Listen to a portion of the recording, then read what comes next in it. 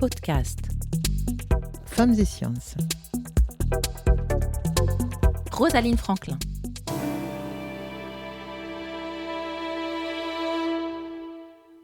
Je suis Rosalind Franklin.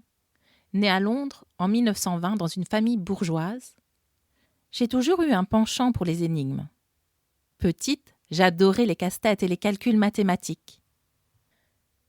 J'ai étudié la chimie à Cambridge, où j'ai rapidement développé une passion pour les structures invisibles à l'œil nu.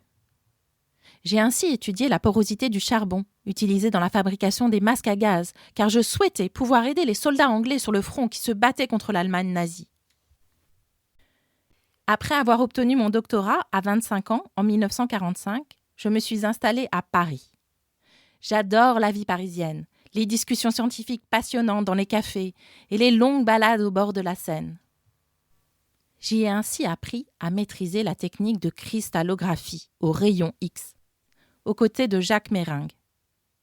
À mon retour à Londres, au King's College à 31 ans, j'ai appliqué cette technique innovante pour l'époque pour étudier la structure de l'ADN, ou acide désoxyribonucléique. C'est là que j'ai pris la fameuse photographie 51, qui était la clé pour comprendre la structure de l'ADN. C'est une image fascinante, un motif en forme de X qui suggérait clairement une structure en double hélice. Cette découverte était si cruciale que Maurice Wilkins l'a montrée sans mon accord à James Watson et Francis Crick, qui s'en sont inspirés pour développer leur propre modèle de l'ADN. Et ça leur a permis de remporter un prix Nobel de physiologie ou médecine en 1962. Et moi, à 42 ans, je suis restée dans l'ombre. Mais pas éternellement, car aujourd'hui, mon travail est enfin internationalement reconnu.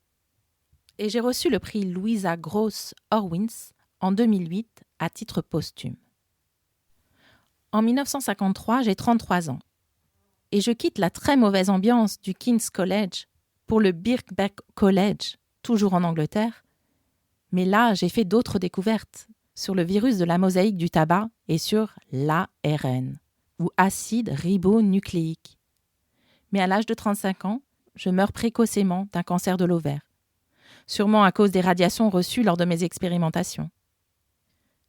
Mais même si mon chemin n'a pas été facile, parsemé de défis et de reconnaissances tardives, mon amour pour la science et ma détermination ont permis de jeter les bases de la génétique moderne.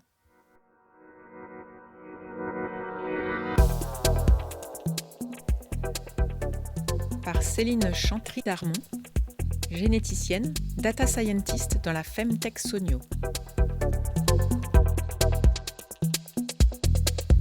Ce projet a été réalisé en partenariat avec le CNRS, le SCTD et l'Institut de maths de Toulouse sur l'idée de l'association Femmes et Sciences.